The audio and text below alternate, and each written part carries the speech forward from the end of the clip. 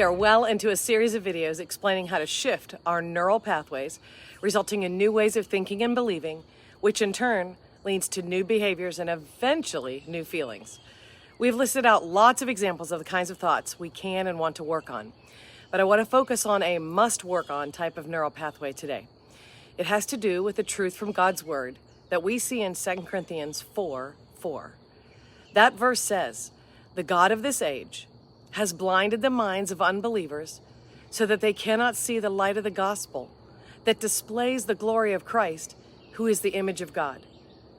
God here begins with a small g. I'd love for you to slow down and take it in. But this verse is telling us there's a force actively working to keep us from seeing Christ by messing with our minds, trying to blind minds in unbelief. Yet another major reason I am certain that so many of God's admonitions to us are to get hold of our thoughts. This, combined with John 8:44, where Jesus called Satan the father of lies, and referring to lies as his native language, lets us realize there are some neural pathways we have that are from hellish intent, and therefore more diabolical in nature. I know you know this by your own experience. But it's important to tease those out to be sure we are working on corrective, life-giving truths instead.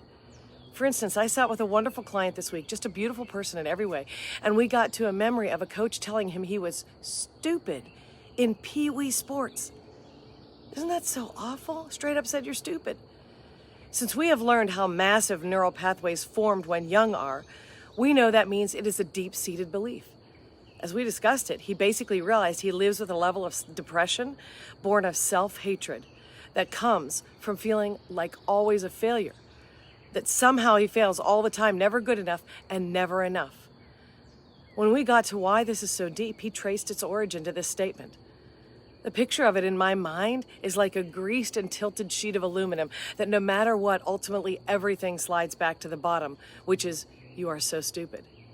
Because it is so deep, he unconsciously wears it like glasses that he sees through, which means he then misses evidence to the contrary. There is a lot of evidence that he is anything but stupid, but he misses it because of his lenses. So the work is to take off the glasses and look at the evidence. Hey, what lenses might you be wearing, causing you to miss evidence to the contrary? Remember that though the external world of our lives kind of is where we receive through our senses Satan's lies, we don't have to believe those lies.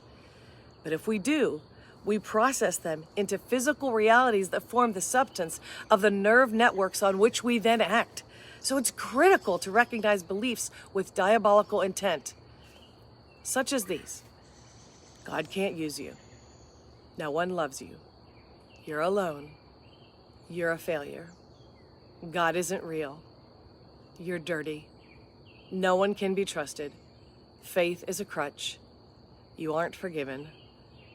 Your life isn't making a difference. You'll never be free. God's word isn't relevant to today. There's nothing special about you, and on and on. Anything that you can sense is life-sucking, faith-draining, energy-depleting, antithetical to God's love.